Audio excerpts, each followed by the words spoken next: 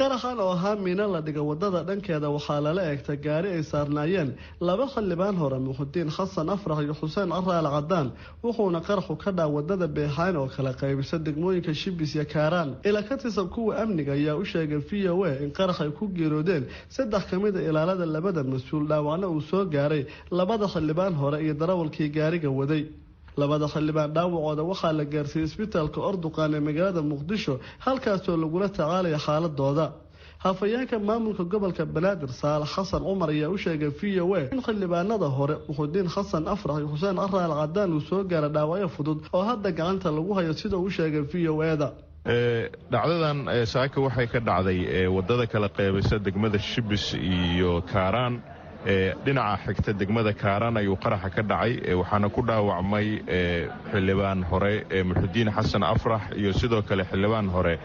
Xuseen Caraale Cadaan oo labadaba ka mid ah odayaasha dhaqanka Soomaaliyeed runtii dhaawac fudud ayaa soo gaaray oo hadda lala tacaalayo dawladda ay gacanta ku hayso waxaana u rajaynaynaa in Ilaahay caafimaad uu siiyo oo degdega dhaawacoodana runtii waa dhaawac fudud hafayeenka maamulka gobolka Banaadir Saalax Xasan Umar ayaa weydiiyay in muddooyinkii dambe muuqanayeen inay ku soo bateen Muqdisho qaraxyada lala eeganay gaadiidka maray wadooyinka magaalada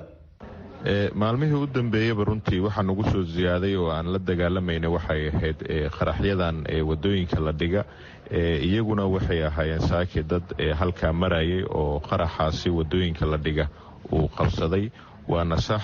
xildhibaan hore Muxudiin Xasan Afrax oo nabadoonada ka mid ahaa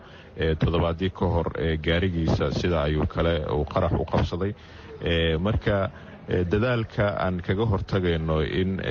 qaraxyadan aan ka hortagnana runtii dhinaceeda ayuu iyaduna socdaa laamaha ammaanka ayaa dadaalka wada Xasan Afrax oo kamid ah siyaasiyiinta Muqdisho ayaa dhowr toddobaad ka hor qarax lagula eegtay meel u dhow degmada Kaaraan waxaana ku geeriyooday mid kamid ah ilaaladiisa xilligaasina gaariga ma uusan saarneen muddooyinkii ugu dambeeyay magaalada Muqdisho waxaa ku soo badanay qaraxyada la dhiga wadada dhankeeda lala eegtay gaadiidka maraya wadada talaadii la soo dhaafay inay markii qarax miina lagu dilay gudoomiyaha deegaanka Garas Baalley iyo wiil dhalinyaro ah kadib markii qarax lala eegtay gaari ay wateen